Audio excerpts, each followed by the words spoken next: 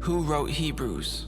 Stick with me on this journey as we dive in to this amazing book and who the author may have been. Now, I just got done reading Hebrews. I've read it a couple of times. It's one of my favorite books of all time. I love Hebrews. It's amazing, absolutely amazing. And recently, I just felt led to read it again. It's been a while, and I was like, you know what? I'm about to do it. And as I was doing it, I was looking up a couple things. And of course, I went down the rabbit hole of who the author may have been. Now, I'm one of them Christians who just always kind of thought it was Paul. And then as I went on, I learned, okay, it could have been this person or that person. And then I was like, shoot, I mean, I'm not sure. As far as I knew, it was Paul, you know. A lot of the books in the Bible was in the New Testament was written by Paul. And, you know, as far as I knew, why would it be any different? You know, but as I started to read it, you know, I'm a little more seasoned in the faith. I know a little bit more. I'm a little bit more familiar with the scriptures and the writing styles and stuff like that. And as I'm reading it, I'm like, you know what? There might be something to this. It could have been this person or that person. Like, I see why this has been a debate for a long time. So I found it interesting, and I went down the rabbit hole, and I figured, you know what? We might as well talk about it. So first, let's talk about the book a little bit. Hebrews is probably the most elegant letter in the New Testament. Whoever wrote it had a very literary mind and was very strong in Greek. The letter also reads like a sermon versus a traditional letter. Whoever wrote it knew their audience very well. They knew the Old Testament well and had a load of revelation of Jesus Christ in the Old Covenant. The interesting thing about Hebrews is that there is no introduction by the author, which is different from what we would expect to see based on other letters, especially those written by Paul, which is a part of why I started going down this path in the first place. Those who love Paul's writing know he typically would start with something like, I, Paul, an apostle of Christ, not sent by men, but God himself.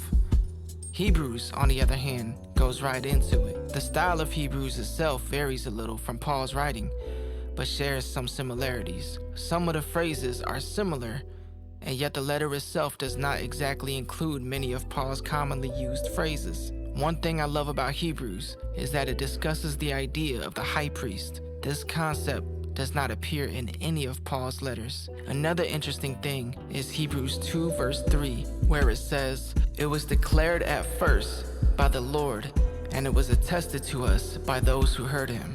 So interestingly enough, it sounds like this could be by someone who received teachings by the apostles, but it may not be written by one of the 12 apostles directly. A lot of Paul's writings are directly to communities and address questions by the audience specifically. Hebrews, on the other hand, is very elevated and carefully thought out. This is why many lean towards someone like Barnabas. Some have said that the style of writing is somewhat similar to the Epistle of Barnabas of antiquity. Another potential writer was Luke. Luke was a very capable writer. Some believe that Paul actually did write it originally in Hebrew, and then it was later transcribed by Luke into Greek, which is the copy we have today. The other potential writer was, of course, Apollos. Other possible writers are Silas, Priscilla, and Aquila, and even Philip. There isn't a ton of evidence for the last few, and it may be impossible to prove any of these authors, but today we will go over each of the reasons there may or may not have been the author of Hebrews. The funny thing is, Hebrews 12 verse 2 says that Jesus is the author and finisher of our faith. So in a sense, what we should keep in mind is that ultimately this is inspired work. And if you have a revelation of scripture and how it points to Jesus, you'll see that Jesus is all over the Old Testament as well as the New. It's just that the Old has foreshadowing and the New is the mystery revealed. So let's get right into it. Number one, and I'm going to do 6 of them. I'm going to go over 6. But number 1, of course, we got to go over the possibility of Paul being the author of Hebrews. First and foremost, the most popular tradition is that Paul was definitely the writer of Hebrews. I'll push back a little bit on this idea, but I'll also give a few reasons why he could have been. When you read the epistles over and over again, you start to realize there are characteristics found in each one. There's almost a personality that you can even feel when reading them, like as if you were right next to the authors. Personally, for me, the book of Hebrews has some similarities, but still feel a little different than Paul. As an artist and writer myself, every song or drawing or creative work I do reflects the very personality and character behind it. It's something I've learned to do. But whether someone is intentional about it or not, it happens. It's kind of like when a singer does a cover song. They are singing the same thing, but in their own way. Or if a rapper uses a metaphor, one person can say it one way, and it won't make as much impact as another rapper, saying the same exact thing. How you say something, the wording, the timing, even the space in between the words makes plenty of difference. This in mind, I believe personally for me, the style and feel behind Hebrews is a little different than Paul's epistles. They share some similar ideas, but are different enough to where it's noticeable. Also, there are some Bible verses that could point to another author than Paul. Let's look at Hebrews chapter 2, verse 3 in the NASB 1977 version. How shall we escape if we neglect so great a salvation? After it was first spoken through the Lord, it was confirmed to us by those who heard. Most translations use the word confirmed, but some say attested to us or delivered to us by them who heard him speak. This means that the writer was among them who were taught directly by the disciples and apostles who heard Jesus firsthand. Paul wrote in Galatians 1:12, "For I neither received it from man, nor was I taught it, but I received it through revelation of Jesus Christ." This to me kind of separates Paul from possible authors, since he claimed to not have received the gospel from anyone, whereas the writer of Hebrews says they received it from those who personally heard from Jesus for themselves. Paul, in contrast, repeatedly emphasizes his apostleship as one who had learned firsthand from the Lord. His story is interesting. He wasn't an original disciple, but as described in Acts, the Lord Yeshua spoke to him and revealed himself to Paul post-ascension. So what Paul received, he received by way of the Spirit and personal revelation. In other words, he received directly from the Lord himself, according to scriptures like 1 Corinthians 11:23 and Galatians 1:12.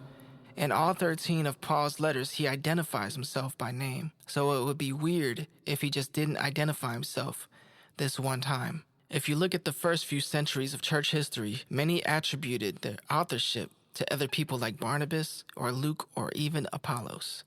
This suggests that it wasn't even widely accepted that Paul was the author until later on. In the 3rd century, Origen wrote, "The epistle entitled to the Hebrews, the diction does not exhibit the characteristic roughness of speech or phraseology admitted by the Apostle Paul himself. The construction of the sentences is closer to the Greek usage, as anyone capable of recognizing differences of style would agree. If I were asked my personal opinion, I would say that the subject matter is the apostles, but the phraseology and construction are those of someone who remembered the apostles' teaching and wrote his own interpretation of what his master had said." A millennia later, both Luther and Calvin rejected the idea that Paul was the writer of Hebrews.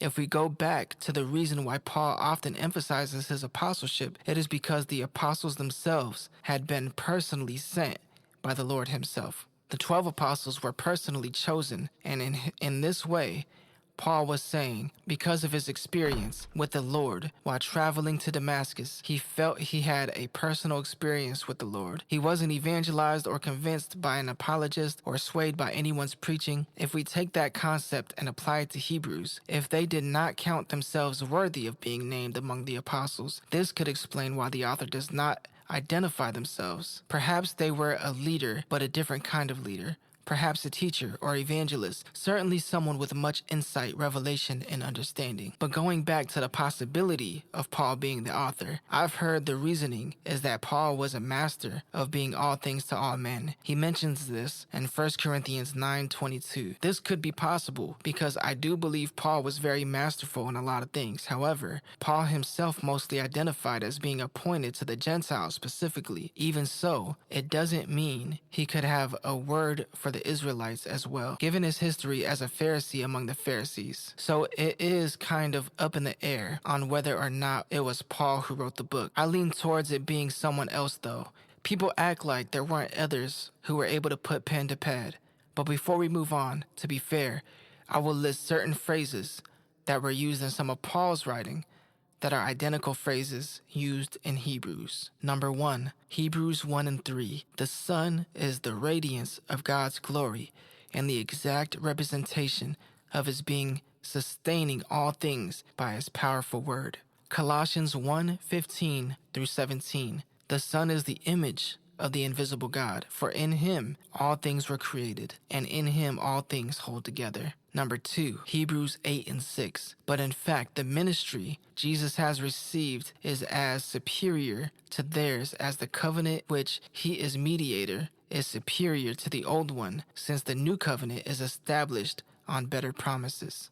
2 Corinthians 3 and 6. He has made us competent as ministers of a new covenant, not of the letter, but of the Spirit. For the letter kills, but the Spirit gives life. Number 3, Hebrews 10:14. For by one sacrifice he has made perfect forever those who are being made holy. Romans 5:9 and 12 and 1. Since we have now been justified by his blood, offer your bodies as a living sacrifice, holy and pleasing to God. The soteriology of Hebrews is quite consistent with Paul's own teaching. For instance, the statement in Hebrews 10:14 that those who have been made perfect are in the process of being made holy sounds very much like Paul's teaching on justification. For example, Romans 3:21 and 5 and 9. And sanctification, an example, is Romans 8 and 1 through 17. The cool thing about this is that there are definitely similarities, as I stated before. However, I still do not believe that it was directly written by Paul. I believe it could have been someone who was very familiar with Paul, maybe even discipled by Paul himself, which brings me to our next option of candidates who could have written this amazing literature called Hebrews.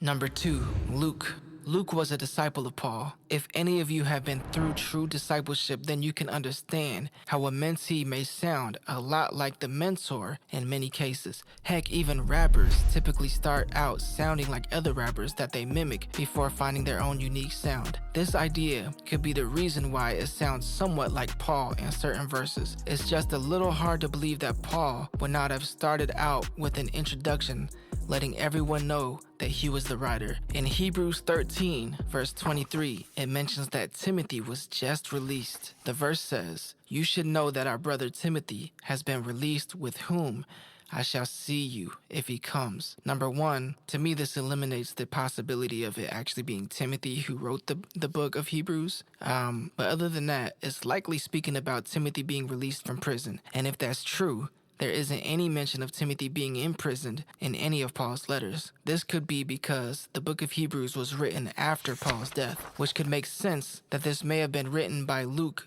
who is fluent in Greek. Also, Paul usually referred to Timothy as a son in the faith. In Hebrews, it doesn't speak of him in the same manner. In Hebrews 13:24, it says, "Greet all your leaders and all the saints. Those who come from Italy send you greetings." This indicates that the book of Hebrews was most likely written in Italy. Paul had never referenced Italy specifically. He did mention Rome. Luke, on the other hand, mentioned Italy a few times. On another note, Hebrews uses words like we and us, which is used mostly by Luke in the book of Acts. But even though it uses words like we and us, towards the end it does say I, which could be that there was more than one person. Perhaps someone communicating what should be in the letter to a scribe. And towards the end, the scribe went to the singular versus the plural. So this could possibly be Paul and Luke working together. Clement of Alexandria believed that Paul originally wrote it in Hebrew, and then Luke transcribed it in Greek. The problem with that idea, though, is that Paul usually wrote in Greek already.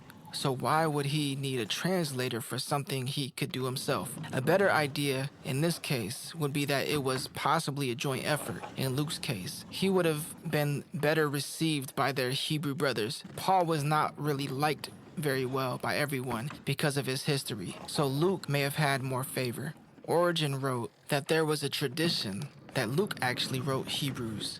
He himself believed Paul wrote it. There is another person believed to be a possibility. His name is number 3, Clement of Rome. Clement himself is mentioned by Paul in Philippians 4 verse 3. Yes, I ask you also, true companion, help these women who have labored side by side with me in the gospel together with Clement and the rest of my fellow workers whose names are in the book of life. The reason some believe it could have actually been Clement was that the letter he wrote to the Corinthians around 96 AD shares similarities to the book of Hebrews. Origen from the 2nd and 3rd century believed that it was either Luke or Clement that must have written Hebrews. Origen also said that only God knows who wrote it. Personally, I couldn't imagine someone of Rome writing the book of Hebrews. That's just me. If you've read Hebrews, you'll know what I mean. The book of Hebrews is an interesting book that contains 150 words that are not found anywhere else in the New Testament. This is why I do not believe the book of Hebrews was by people like Paul or Luke. It is very distinct from other books. This could leave room for someone like Clement, although I really don't believe it is. The person who wrote it would have been very familiar with the Septuagint text. They also would have had to have been very familiar with the Torah as well, especially when dealing with priestly matters. Number 4, Barnabas. Now, as I've said before, I've read Hebrews a few times and have always had this impression that the letter was quite Levitical. It struck me as having some kind of resemblance to Leviticus for some reason. Even though they are completely different books, I wasn't sure why it reminded me of it. I couldn't put my finger on it. Leviticus was one of those books that I kind of avoided for the first few years of being saved. I've read it a few more times since then, so anyways, I would always say Hebrews is a very priestly book. This is just how I felt. This is the way I've described it to my wife. And upon reading it recently again, going down this rabbit hole, I discovered that Barnabas was literally from the tribe of Levi, the Levites. I do find this quite compelling. I think that the author had to have had some kind of knowledge or understanding of the priesthood in order to write in such a way. And considering that Barnabas was a Levite himself, this would make sense. He was priestly. It was in his nature to think that way. Also, even though Paul and Barnabas separated in Acts 15 due to differences in their next missionary journey, they were quite familiar with one another. They had their first missionary journey together and spent plenty of time together in the faith. Some have wondered whether the author's closing reference to the epistle as a word of encouragement, that's Hebrews 13:22, might allude to the name Barnabas, which means son of encouragement, Acts 4:36. Tertullian from the 2nd and 3rd century suggests that Barnabas was most likely the author. When Tertullian suggested it was Barnabas, he seemingly did so not out of personal opinion, but out of a common belief which circulated in his time. In the New Testament literature, in the light of modern scholarship, T. Henshaw said, had Barnabas been the author, no difficulty would have been felt anywhere in accepting the epistle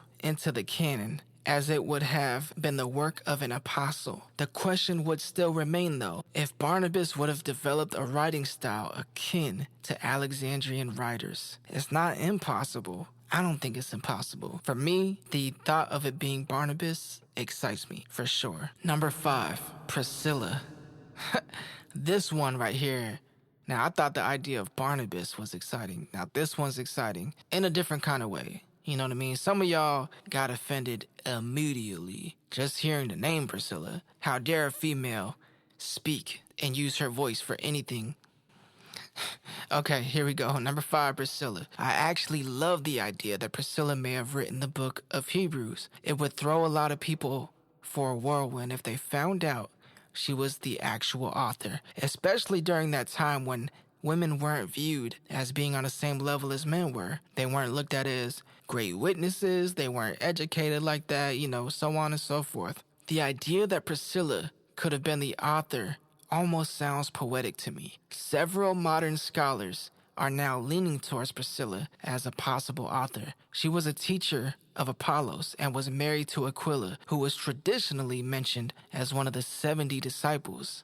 Bet you didn't know that. She was one of the first examples of a female preacher in the Bible. Her and her husband traveled with Paul and worked with him as well. It has been said that Priscilla was surely a teacher of teachers. One of the ideas behind her being a possible writer is the fact that the author is missing from the letter. In the epistles, typically, like we've said before, it would start with an introduction by the author. But what if her name was omitted to suppress the fact that it was written by a female, or even to protect the letter itself from suppression? I don't know about you, but even now, I don't typically run towards books written by females. It's nothing personal, even though there are some amazing female authors out there, such as Michelle McLean Walters, among others. But typically, I will lean towards male writers so that I can be taught by a man, only for the purpose of discipleship, training, and equipping from older males who understand what it is to be a man. So I can only imagine in that century that if a book was written by a female,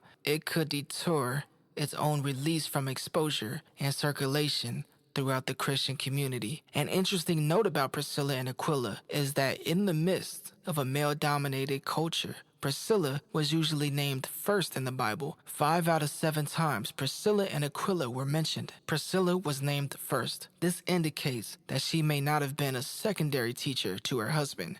Remember, the culture is to name the husband first. This is not to take anything away from Aquila, by the way. The man was most likely one of the 70 disciples, but it's safe to say that God was doing something very unique with Priscilla. In Acts 18:25, Priscilla and Aquila invited Apollos to their home to teach Apollos, more accurately, the way of the Lord. Paul or any of the other apostles never hinted at any disapproval of Priscilla. It's clear that her ability to teach was definitely there. It is said that the book of Hebrews was written with a submissive and feminine quality to it, although some argue that in Hebrews 11:32 it uses a masculine participle in the Greek original, and yet others argue that it is sheer speculation. I don't know, you tell me what you think. I think it's a little compelling. If she was someone who was able to teach Apollos, who was known to be very elegant in speech, really able to persuade, very skilled in that way. If she was able to teach him, then it's safe to say she definitely has something, to say the least. And that leads me to number 6, Apollos. As mentioned before, whoever wrote the book of Hebrews would have had to have been familiar with the Septuagint, as they pulled from it while writing the book of Hebrews. Apollos was an Alexandrian Jew, see Acts 18:24, and most likely had the access to the library of Alexandria. According to Luke, Apollos was an eloquent man and competent in the scriptures. The admiration towards these qualities was perhaps the reason why some Corinthians said that they are Apollos' followers. Again, the author of Hebrews was shown to be very skillful in exegeting the Old Testament passages, more skillful than any other New Testament human authors. Apollos was an apologist, and Hebrews is all about apologetics. Paul was primarily called to the Gentiles, and Apollos made arguments to strongly convince the Jews. The book of Acts says that Apollos mightily convinced the Jews. If it was Apollos, I wonder if this could be part of the reason the author did not identify themselves. There was division among the believers, where they would say, "I belong to Paul." Another would say, "Peter," and another, "Apollos." What if he just wanted them to focus on the content and not be idolized for it? Another thing is, the author of Hebrews mentions Timothy as our brother in Hebrews 13:23. As we said before, could this be because they both were in the inner circle of Paul? So to bring it into perspective, there are a few things that must check out for the author of Hebrews.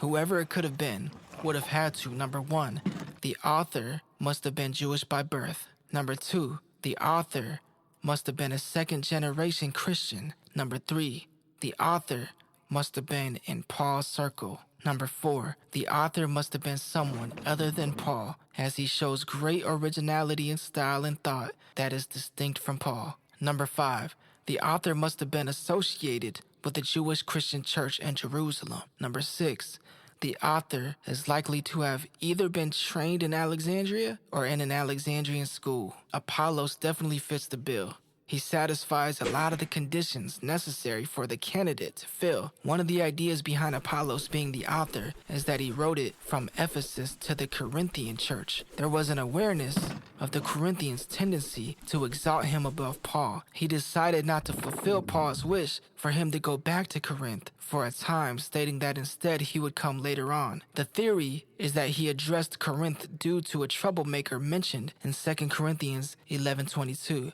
But instead of taking Apollos' advice, the Hebrews took the letter and used it as an example of the eloquence which they boasted of for themselves, and launched a depreciation of Paul because he lacked those same qualities as Apollos. Paul's response to that matter is contained in 1 Corinthians.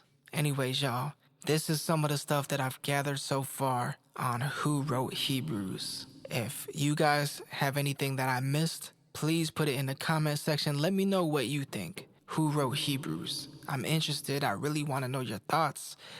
I'm still on this journey. I'm going to probably read it a couple more times and still come up with more things and have more ideas, and still do more research online as well. But that's all I got for me. It's hard to say. Who do I think really wrote it? I definitely don't think it was Paul. It sounds a little bit like Paul in certain areas. I kind of like the idea of it being Luke. I mean, the man wrote Luke and Acts. He was definitely a disciple of Paul. I absolutely love the idea of it being Barnabas because, like I said, the man was a Levite, So he already had this innate understanding, or should have had this innate understanding of what it meant to be a priest, all things priestly.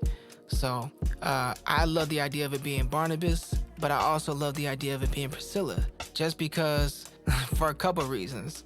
It'll mess with a couple people. But other than that, like I said, I think it might be kind of poetic. A woman wrote it. If a woman wrote it, it would kind of, I don't think I put this in there, but, the author mentioned a lot of women in the Hall of Faith. That's interesting. Like, the author exalted women of faith. That's kind of beautiful. You know what I'm saying? So, hey, maybe it was Priscilla. Maybe it was Priscilla and Aquila, and maybe Aquila was writing it, but Priscilla was verbalizing it, and it was being written. So then you got that idea that I said earlier in this video of it having plural, and then towards the end it went to the singular. I don't know, but it's an interesting idea. And then of course we got Apollos. Part of me in my mind now, my mind leans towards it being Apollos just because of the whole Alexandrian thing, and he does check a lot of those boxes. So I feel like I'm a little between. I think it could have been Priscilla with her husband Aquila.